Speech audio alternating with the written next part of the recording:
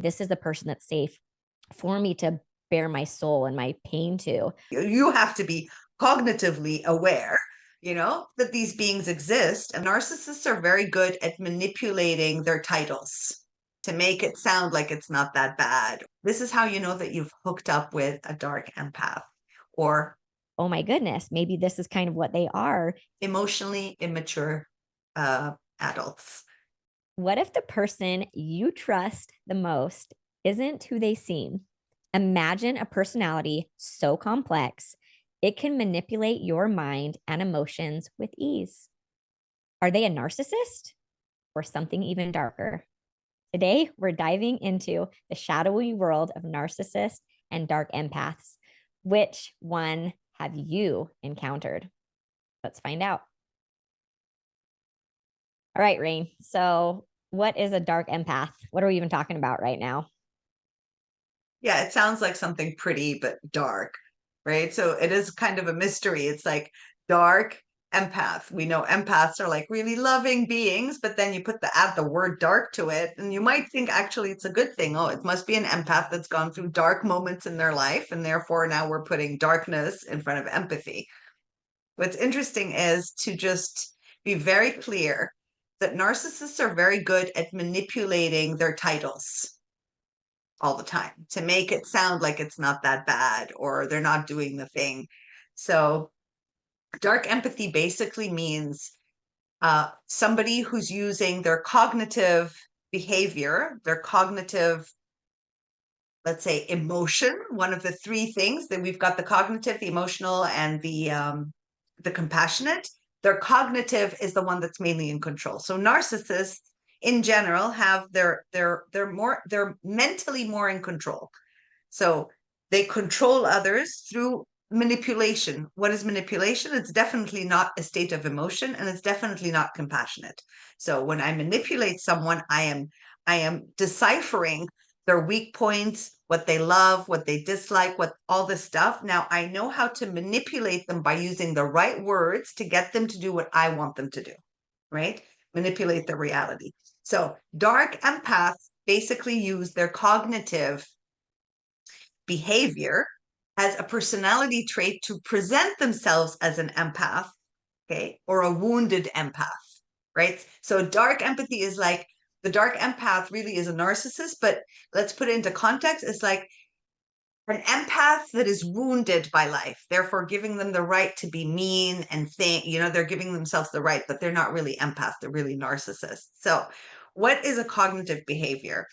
Um, Cognitive means that if I am we all do it also. It's not only narcissists. We do it, let's say, when somebody comes to complain to us about something, but we're busy in our heads and we nod and we like, oh, really? I get it. I get it. But you're really thinking of something else. You're not really present. But cognitively means I'm supposed to do this. When someone's feeling this way, I should feel compassionate. I should say these words. I should say, oh my God, I totally get it. Yes, I understand what you're going through, but I don't feel with the person. None of the emotions are there. I don't really sense them. It's cognitive. So narcissists are very cognitive based.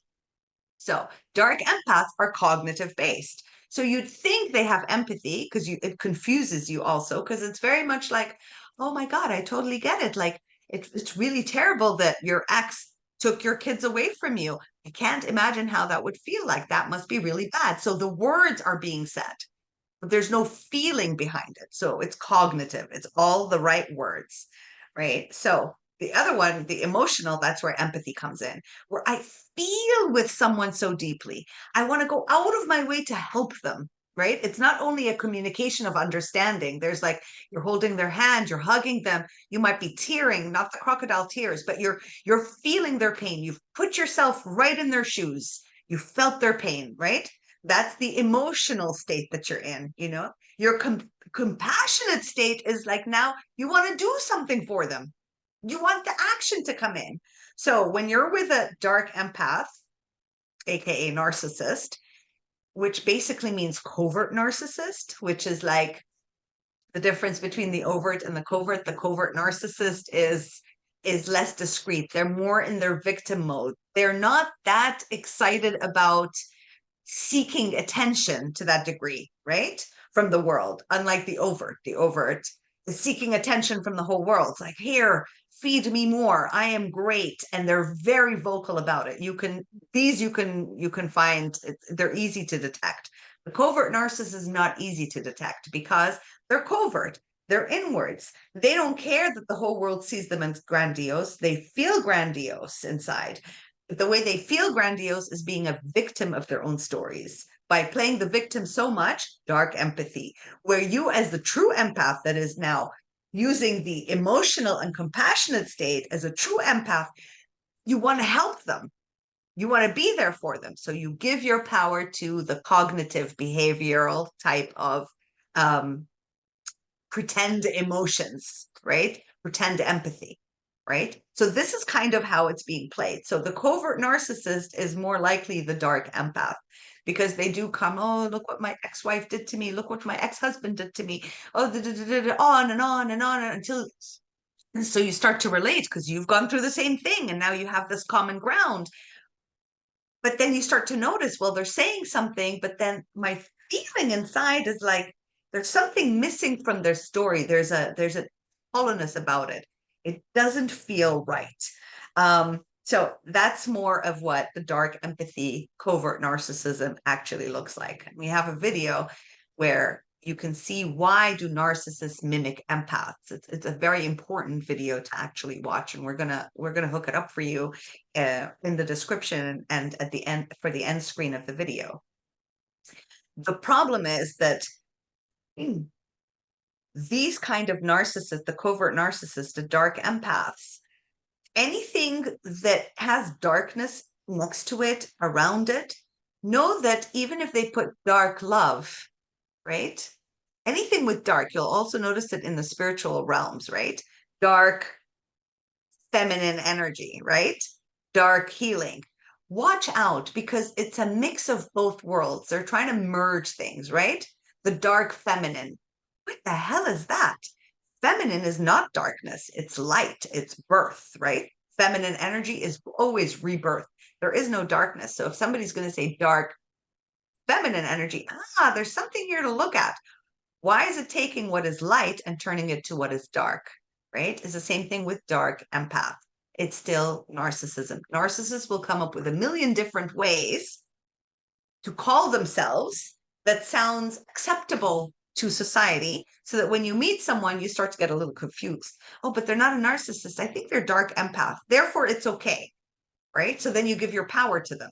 But when you know somebody's a narcissist, you pull your power back. You're like, I'm not feeding you off of my energy, feed off of your own. So this is a good way that they always have different ways and techniques of like feeding off of people of the light, right? And this isn't to fear them. I mean, all you have to know, you have to be cognitively aware, that these beings exist. And the most important thing is that you get a feeling. It's a very clear feeling inside that something's off. To know that you are ignoring your intuition when you're feeling around a dark empath or a narcissist, to know you're ignoring it is when you notice that your mind is talking you out of your own feeling. Okay? This is when you know you've been hooked by this dark empath, is when you become cognitive like they are. Because now you're getting an emotion, you're getting a sensation, and your brain's saying, no, but maybe I'm being too judgmental, or maybe I've been around too many narcissists that I can't tell the difference anymore. But this one sounds different. And you're talking yourself out of the feeling you're receiving. This is how you know that you've hooked up with a dark empath or a covert narcissist, or just basically a narcissist, or we'll call it out, emotionally immature adults. Is it making sense, Mel? That was interesting. Wow. Oh my gosh, I love that. It really just got clear to me, and it just made me realize, like, with empaths, we are so sensitive to just feeling. Like, everything is feeling. It's how we feel, this intuition. Like, we're more in tune, I feel like, with our body and trusting our bodies. It's always communicating with us. Where narcissists, they don't have that special little gift that we have. All they can rely on is their mind, the mental. So they can't really connect both the flow of heart and mind and intuition and whatever, all that stuff. And so we have all, like, everything, the full package. It's like we're the outside shell and the goo and everything in the middle, where these narcissists are more just like, it's like an empty shell. If you're to crack it open, it's pretty hollow in the side. There's really not a lot of like feeling. And so when you're around someone, it's good to be aware of, if you really want to be safe as an empath, you find those people that, you know, like the way they look at you with their eyes when they're having a conversation, when you're pouring your heart and soul to them, or your hurt and pain, that they can hug you, they can hold you. And like you, the way that they look at you, they're like, you can just tell that they get it. And so you just know, okay, this is the person that's safe for me to bare my soul and my pain to. Where other people, like you said, maybe they'll say the words, because I've been around people like this where I'm like, oh, and I'm like, as you were saying it, I was like, I was starting to see different people like, oh my goodness, maybe this is kind of what they are in a way. They try to give the words of like, oh yeah, but really when it comes down to it, they don't really care. They're not really feeling it. And it's like, okay, just now I know that's not the person. If I want to connect, and maybe sometimes I'm like, I just want to hear the words, and it can be basic and it's fine. But it's, I don't know, I think that's really good to know those people, and just by, again, trusting how we're feeling, because our body's always talking to us. So that was, yeah, that was really good. Thank you. Great. Okay. So as long as it's clear. So I think we're good. If anybody has any questions, you'd like to know more about dark empath or narcissism, yeah, Mel, Yeah, I love see it. if there's Okay. anything you want to ask them.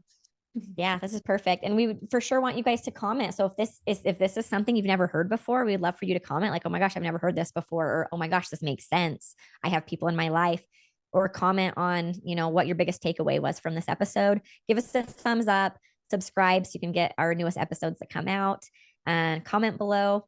And then we're going to make sure to link up that other episode. It's episode 29, how narcissists mimic empaths. So we'll link that up. Check that one out too. So you'll get a lot more information to fill this in. So, and we'll see you on the next episode.